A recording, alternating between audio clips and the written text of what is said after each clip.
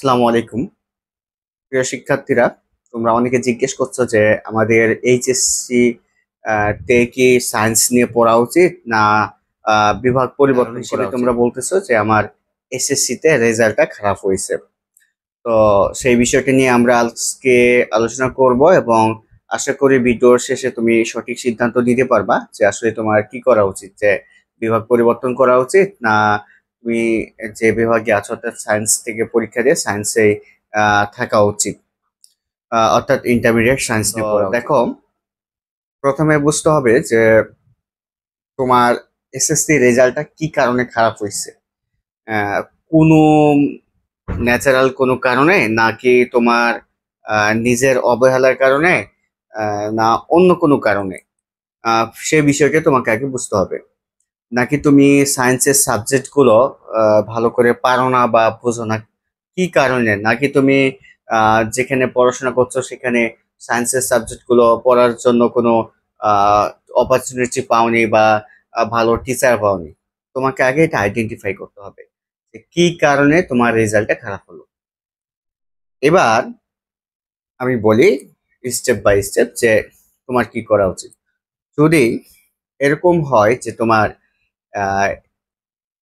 SSC তে তুমি পড়ার পরিবেশ পাওনি, কিন্তু তুমি পারো, সায়েন্সের সাবজেক্টগুলো বোঝো, ফিজিক্স বুঝো, কেমিস্ট্রি বুঝো, ম্যাথ বুঝো, জাস্ট এই তিনটা সাবজেক্ট বুঝো, ভালোভাবে বুঝো, বা কেউ বোঝাই দিলে বুঝতে পারো। যদি এমনটা হয় তাহলে তোমার রেজাল্ট যদি 4 পয়েন্ট, যদি 4 পয়েন্টের উপরে থাকে, তাহলে আমি রিকমেন্ড করব যে তুমি সায়েন্স নিয়ে ইন্টারমিডিয়েট পড়াশোনা করো। এতে তুমি ইন্টারমিডিয়েটে যখন শহরে এসে, পাশাপাশি আরেকটা কথা বলে নিই, গ্রাম থেকেই কিন্তু, তুমি যদি গ্রাম থেকে পাশ করে গ্রামে কলেজে ভর্তি হও তাহলে কিন্তু এটা চুজ করা ঠিক হবে না। তুমি যদি গ্রাম থেকে শহরে এসে পড়তে চাও তাহলে তোমার জন্য আমি এটা রিকমেন্ড করব যে তুমি সায়েন্স থেকে সায়েন্সেই থাকো এবং শহরে এসে ইন্টারমিডিয়েট যে লাইফটা, সেটা ভালো টিচারের কাছে ভালোভাবে পড়াশোনা করো এবং একটা ফোকাস ঠিক করো, একটা লক্ষ্য ঠিক করো যে হ্যাঁ, আমি ইন্টার পাস করে মেডিকেল পরীক্ষা দিব, না ইউনিভার্সিটি পরীক্ষা দিব, না ইঞ্জিনিয়ারিং পরীক্ষা দিব। এই একটা গোল ঠিক করে তুমি এগিয়ে যাও এবং ঠিক মতো সঠিক টিচারের কাছে পড়াশোনা করো। দেখবা যে ইন্টারমিডিয়েটটা ভালো রেজাল্ট আসবে এসএসসির চেয়ে। আমার পড়ানো অনেক স্টুডেন্ট দেখছি তাদের এসএসসি রেজাল্ট তুলনামূলক খারাপ ছিল, কিন্তু এইচএসসি রেজাল্টে তারা প্লাস পাইছে, গোল্ডেন প্লাস পাইছে। এমনকি প্রায় ভার্সিটি পরীক্ষাগুলোর প্রায় প্রতিটা ভার্সিটিতে চান্স পাইছে। সো ডিপ্রেশনে যাওয়া যাবে না, কিন্তু তোমাকে সঠিক ডিসিশন নিতে হবে। এটা হচ্ছে সময় যে সঠিক ডিসিশন নিয়ে তুমি এগিয়ে যাওয়া। সামনে 30 তারিখে তোমার কলেজ চয়েস। 30 তারিখ থেকে কলেজ চয়েস দিতে গিয়ে তোমরা এই বিষয়টি নিয়ে অনেকে হতাশায় ভুগবা যে আমি কি, আমার রেজাল্ট খারাপের জন্য আমি কি কলেজটা চেঞ্জ, মানে ইন্টারমিডিয়েট কি আমি সায়েন্স থেকে আর্টসে চলে যাব বা কমার্সে চলে যাব কিনা। তো তুমি যদি সায়েন্সের সাবজেক্টগুলো বুঝে থাকো, কিন্তু টিচারের অভাবে বা কোনো একটা পরিবেশের কারণে সেই সুযোগটা হয়ে ওঠেনি তোমার পড়ার বা ভালো রেজাল্ট করার, তাহলে ইন্টারমিডিয়েট তুমি সায়েন্স নাও, শহরে আসো, ভালো টিচারের কাছে পড়ো, ভালো রেজাল্ট হবে। আর একটু কথা বলে নিই এখানে, সায়েন্স থেকে তুমি যখন আর্টসে বা কমার্সে চলে যাবা তখন অ্যাডমিশন পরীক্ষাগুলো তুমি পিছিয়ে থাকবা। কারণ সায়েন্সের জন্য যতগুলো সিট আছে ইউনিভার্সিটিগুলোতে, আর্টস বা কমার্সের জন্য তার অর্ধেকের অর্ধেক সিট আছে। এই জন্য দেখা যাবে সেখানে কম্পিটিশনটা অনেক বেশি হবে এবং তোমার ইউনিভার্সিটি চান্স পাওয়ার সম্ভাবনা একটা কমে যাওয়ার সম্ভাবনা থেকে যায়। এই জন্য তুমি যদি পারো, বুঝে থাকো, সায়েন্স নিয়েই পড়ো ইন্টারমিডিয়েট। শহরে এসে যে কোনো একটা কলেজে বা গ্রামের যে কোনো একটা কলেজে ভর্তি হয়, শহরে এসে কোচিং করো, প্রাইভেট পড়ো, ভালো টিচারদের কাছে পড়ো, ভালো ভাইয়াদের কাছে পড়ো, ভালো রেজাল্ট হবে আশা করি।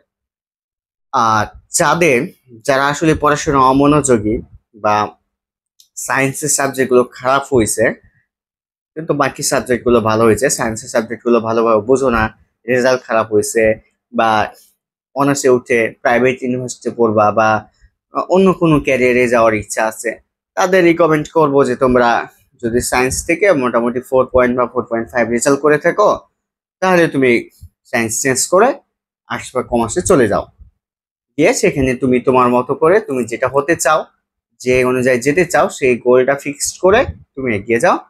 তোমার ক্যারিয়ার ভালো হবে, তুমি ভালো কিছু করতে পারবা। জোর করে সায়েন্স নিলে তুমি ভালো কিছু করতে পারবা না।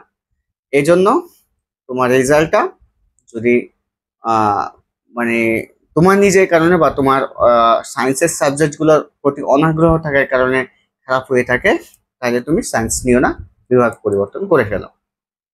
এইটাই থাকবে তোমাদের প্রতি আমার বড় ভাই হিসেবে পরামর্শ, যে যারা রেজাল্ট খারাপ হয়েছে তারা চয়েসের ক্ষেত্রে যদি সায়েন্সের সাবজেক্টগুলো ভালো থাকো তাহলে সায়েন্সেই চয়েস দাও, এবং সায়েন্সের যে কোনো একটা কলেজে ভর্তি ইন্টারমিডিয়েট ভালো করে পড়াশোনা করো। আর যারা সায়েন্সের সাবজেক্টগুলোর প্রতি অনাগ্রহ বা ভালো লাগে না, ম্যাথ ফিজিক্স কেমিস্ট্রি ভালো লাগে না, রেজাল্ট 4.5 ইভেন A+ও যদি থেকে থাকে, কিন্তু সায়েন্সের সাবজেক্টগুলো যদি তোমাদের কাছে ভালো না লাগে, রেজাল্ট খারাপ থাকে, তাহলে তোমরা সায়েন্স চেঞ্জ করে অন্য ডিপার্টমেন্টে চলে যাও, অন্য বিভাগে চলে যাও। এটাই তোমাদের জন্য ভালো হবে। এটাই হচ্ছে তোমাদের জন্য যৌক্তিক সিদ্ধান্ত হবে। তো আশা করি যে তোমরা যারা হতাশায় ভুগছিলা যে সায়েন্স থেকে আমি সায়েন্সে যাব না অন্য কোনো জায়গাতে যাব, তাদের জন্য এই বিষয়টা ক্লিয়ার হয়ে যাবে। এবং যারা বিভিন্ন ফ্যামিলিগত কারণে হয়তো পড়ার সুযোগ পাওনি, রেজাল্ট একটু খারাপ হয়েছে, তারাও যদি ম্যাথ ফিজিক্সের সাবজেক্টগুলো ভালো লাগে, মূলত ম্যাথ ফিজিক্স কেমিস্ট্রি সাবজেক্টগুলো ভালো লাগে, তাহলে তুমি ইন্টারমিডিয়েট অবশ্যই সায়েন্স নিয়ে পড়বা। এইটাই তোমার জন্য ভালো হবে এবং তুমি ভালো একটা বা সেটা আশা করি ভালো কিছু করবা। এটাই সবার জন্য পরামর্শ থাকলো। তো আজকে এই পর্যন্ত। ভিডিওটি কেমন লেগেছে অবশ্যই কমেন্টে জানাতে পারো। আর আমাদের ইউটিউব চ্যানেল যুক্ত হয়ে যেতে পারো। ইউটিউব চ্যানেল হচ্ছে এসএ কোর্স।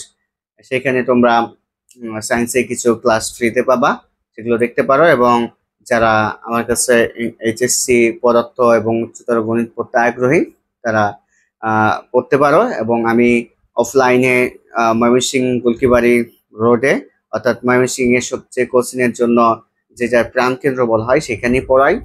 তোমরা বিভিন্ন জায়গায় যাচাই বাছাই করে এসে তারপর আমার কাছে ভর্তি হতে পারো। আমার কাছ থেকে প্রায় 3,000-এর অধিক শিক্ষার্থী বিভিন্ন মেডিকেল ইঞ্জিনিয়ারিং ভার্সিটিতে চান্স পেয়েছে। তার একটি প্রমাণ আমি তোমরা আমার চ্যানেলে গেলেই বা আমার ফেসবুক প্রোফাইলে গেলেই দেখতে পাবা। এবং তারপরও যাচাই বাছাই করে সবার কাছ থেকে পরামর্শ নিয়ে তোমরা ভালো জায়গাতে ভর্তি হও, সেটাই সবার প্রতি আমার পরামর্শ রইলো। সবাই পরবর্তী দেখা হওয়া পর্যন্ত সবাই সুস্থ থাকো, ভালো থাকো। সবার জন্য শুভকামনা রইলো। আসসালামু আলাইকুম, আল্লাহ হাফেজ।